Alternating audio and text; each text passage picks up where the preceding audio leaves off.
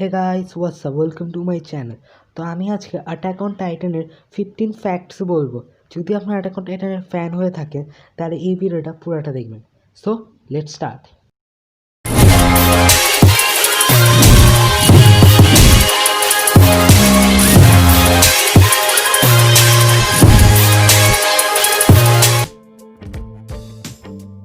শিঙ্গেকি no Kyojin attack on টাইটানের Japanese আর actual name. এটার মাঙ্গা সেপ্টেম্বর 2009 এসেছিল আর এটার অ্যানিমে 2013-এ প্রথমবার এসেছিল। আর এটার লাস্ট মানে 4th সিজন আসবে 2021-এ, যেটা আগে 2020-তে আসার কথা ছিল। অ্যাটাক অন টাইটানের 2টা মুভি, 3টা লাইভ অ্যাকশন মুভি আর সাথে 14টা গেমস এসেছে। 2009 থেকে ওয়ান পিসের মোস্ট হাইয়েস্ট সেলিং মাঙ্গার রেকর্ড ছিল, যেটা অ্যাটাক অন টাইটান 2014-এ ব্রেক করে দিয়েছে, যদিও বা পরে ওয়ান পিস আবার হাইয়েস্টে এসে পড়েছে। আর attack on Titan second most highest selling মাঙ্গার রেকর্ড ছিল এই সময়।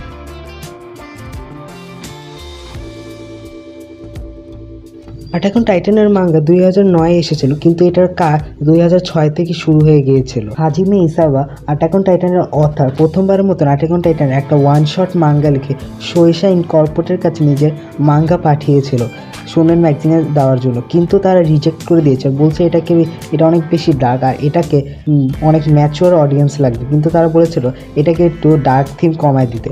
কিন্তু অ্যাটাক অন টাইটানের অথার এটা নাম কোরানশা লিমিটের কাছে নিজের মাঙ্গা পাঠিয়েছে আর তারা এটাকে পাবলিশ করে দিয়ে। আমাদের এখানে মেন ক্যারেক্টারের যে আইল্যান্ডে থাকি, আইল্যান্ডের নাম হলো প্যারাডিস আইল্যান্ড, যেখানে আর টাইটান্স থেকে বাঁচার জন্য 3টা ওয়াল আছে। আর এখানে সিরিজের 3টা মেয়ের উপরেই এই ওয়ালদের নাম রাখা।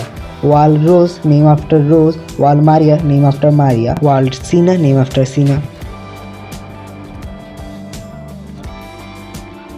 ইসায়ামা অ্যাটাক অন টাইটানের অথার যেই জায়গাটা থাকতো ওই জায়গাটা পুরো পাহাড় দিয়ে ভরা ছিল, আর তার একটা উইশ ছিল সেই পাহাড়ের বাইরের ওয়ার্ল্ডটাকে এক্সপ্লোর করবে। আর এই সেম জিনিসটা আমরা অ্যাটাক অন টাইটানও দেখতে পারি। এরেনও ওয়ালের বাইরের জায়গাটাকে এক্সপ্লোর করতে চাইতো।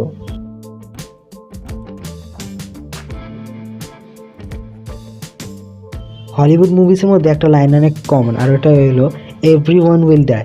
এই সেম ডায়লগটা অ্যাটাক অন টাইটানেও বলার কথা ছিল।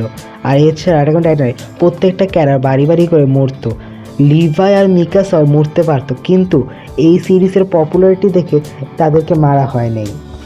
বাই দ্য ওয়ে, তারা এই আইডিয়াটাকে এখনও যেন ড্রপ করে দিয়েছে, কিন্তু পরে মেবি তাদের সবাইকে মারতেও পারে। এমনিতে সাশা মানে পটেটো গার্ল ফার্স্ট সিজনেই মরার কথা ছিল, কিন্তু অ্যাটাক অন টাইটানের এডিটর ইসা আমাকে অনেক বেশি রিকোয়েস্ট করেছে। আর একটা ইন্টারভিউতে সে এটাও বলেছে, যখন সে শুনেছিল যে সাশা মরে যাবে তখন সে বাথরুমে যে কাঁদছিল।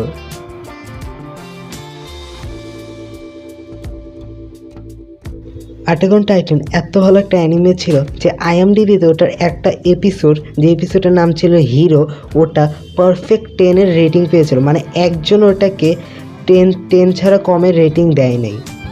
এই এপিসোডে অ্যাটাক অন টাইটানের 3rd সিজনের ফাইনাল ব্যাটেলটাই দেখানো হয়, যেখানে বিস্ট টাইটান সাথে তারা সবাই ফাইট করছিল।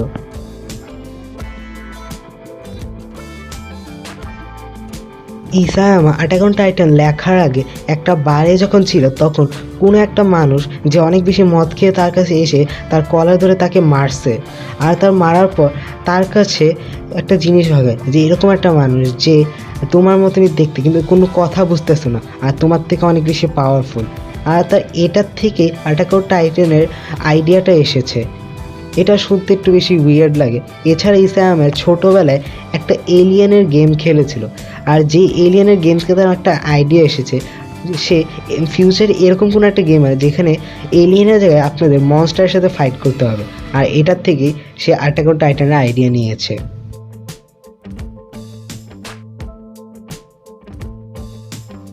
ইউশিন ওকামি নামের একটা এমএমএ ফাইটার থেকে এরেনের টাইটান লুককে নেওয়া হয়েছে।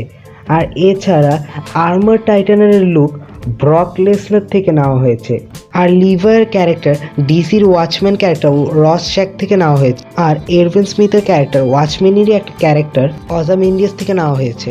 ইসায়ামার যে সাইবার ক্যাফেতে কাজ করতো, এখানে একটা মেয়ে রেগুলার মাফলার পরে আসতো, আর তার মাফলার পরে আসলে ইসায়ামা অনেক কিউট লাগতো। আর ইসায়ামা তাকে ড্র করে মিকাসা বানিয়ে দিচ্ছে। অর মেবি ইসা আমার এই মেয়েটার উপর ক্রাশ ছিল। আর এই বল্ডির character real life army general Yoshifuru ওকে আমার থেকে নেওয়া হয়েছে, আর অ্যানি ক্যারেক্টার অ্যাভরিন ল্যাভিন থেকে নেওয়া হয়েছে।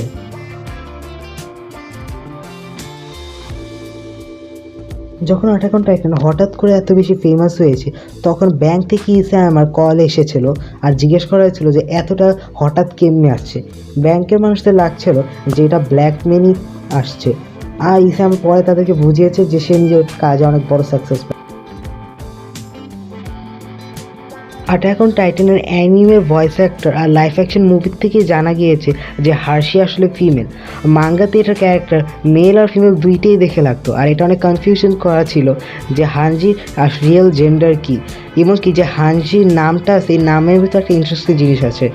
জাপানিজে হানজি নামটা দুইভাবে প্রোনাউন্স করে যায়, একভাবে প্রোনাউন্স করলে এটাকে ফিমেল লাগে আর আরেকভাবে প্রোনাউন্স করলে এটাকে মেল লাগে। ইসা আমার একটা জোক অনেক বেশি কন্ট্রোভার্সিয়াল ছিল। ইসা আমাকে জিজ্ঞেস করা হয়েছিল যে মিকা স্যার ফিমেল সবচেয়ে ক্লোজ ফ্রেন্ডকে, যখন সে আর্মিনের নাম নিয়েছে। এটা কন্ট্রোভার্সিয়াল এই কারণে হয়েছিল কারণ মাঙ্গাতে আর্মিনকে দেখে অনেকটা ফিমেলের মতো লাগতো, কিন্তু তার জন্য হিসি ওয়ার্ড ইউজ করা হতো আর জানা যেত। আর অ্যানিমেতে তাকে মেল দেখানো হয়েছে, এখন হঠাৎ সে বলছে যে সে একটা ফিমেল।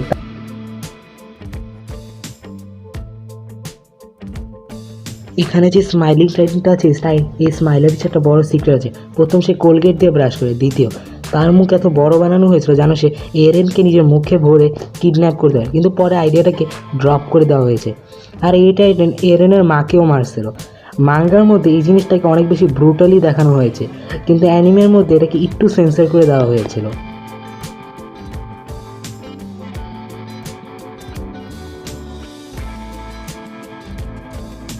এখানের মধ্যে টাইটানের অনেকগুলো ভ্যারাইটিস আছে, তো আমি কয়েকটা বলে দিই। সব হলো ছোটো টাইটান, যেগুলো নর্মালি 3 মিটার হয়, আর তার থেকে হলো মিডিয়াম টাইটান যেটা 10 মিটারও হয়, আর তার থেকে বড় হলো 15 মিটার টাইটান, এগুলো একটু কম দেখা যায়। আর এছাড়া এখানে আরও কয়েক রকমের টাইটান আছে, যেরকম অ্যাবনর্মাল টাইটান, তারপর আসে ওয়াল টাইটান যেটা ওয়ালের ভিতরে থাকে, ওয়ালের ভিতরে অনেকগুলো টাইটান আছে। তারপর colossal Titan, armour Titan, attack Titan, beast Titan, তারপরে অ্যাট লাস্ট কার্ড টাইটান। কিন্তু আমি চাইলে কার্ড টাইটানের ব্যাপারে 2-3টা ফ্যাক্ট বলতে পারি, কিন্তু তাহলে 4th সিজনের জন্য স্পয়লার হয়ে যাবে, তো আমি মাঙ্গার থেকে কোনো স্পয়লার দিচ্ছি না।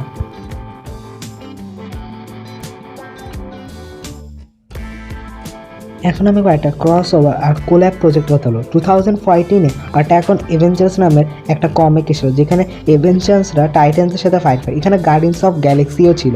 এছাড়া একটা কার কমার্শিয়ালের জন্য অ্যাটাক অন টাইটানের একটা অ্যাড এসেছিল। এছাড়া সিম এটা রেফারেন্স আছে। এছাড়া অ্যামেজিং ওয়ার্ল্ড অফ গাম্বোতেও এটা একটা রেফারেন্স আছে।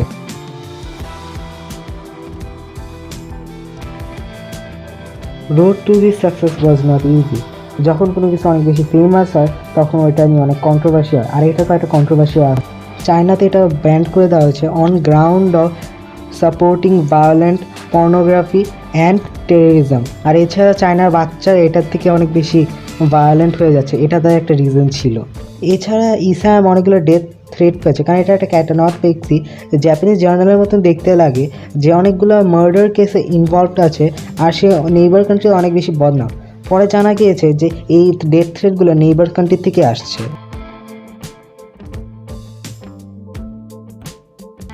যদি আমরা এটার মার্চেন্ডাইজ আর থিম পার্কের কথা বলি, তার ইউনিভার্সাল স্টুডিওতে একটা পুরো জায়গা আছে যেটা টাইটান্সদের উপরে ডেডিকেট, যেখানে সবচেয়ে মজার একটা রাইডও, যেখানে টাইটান্সরা আপনাদেরকে খেতে আসবে আর স্কাউটরা আপনাদেরকে বাঁচাবে। এখানে অ্যাটাক অন টাইটানের statue, VR show, cross play এগুলোর মেন অ্যাট্রাকশন। এছাড়া অ্যাটাক অন টাইটানের মার্চেন্ডাইজের কথা বলি, এখানে অনেকগুলো আছে। অ্যাটাক অন টাইটানের জুতা, শু, হুডি, প্যান্টিহোজ, ওয়াল স্টিকার, আর সাথে লাইফ সাইজ পিলো, যেগুলোকে আপনারা নিজের ফ্যান্টাসি পূরণ করার জন্য ইউজ করতে পারেন। অ্যাটাক অন টাইটানের অনেকগুলো পারফিউমও আছে। মিকাসা পারফিউমে রোজ, রাসবেরি, সিডার, আর এরেন লেমন, লাইম, মিন্ট, আর লিভাইতে রোজ আর লোটাস, এইসব পারফিউম তাদের পার্সোনালিটিকে দেখায়, যেগুলোর দাম 6000 ইয়েন, অলমোস্ট বাংলাদেশি 5000 টাকার সমান। So hope you like this video, by.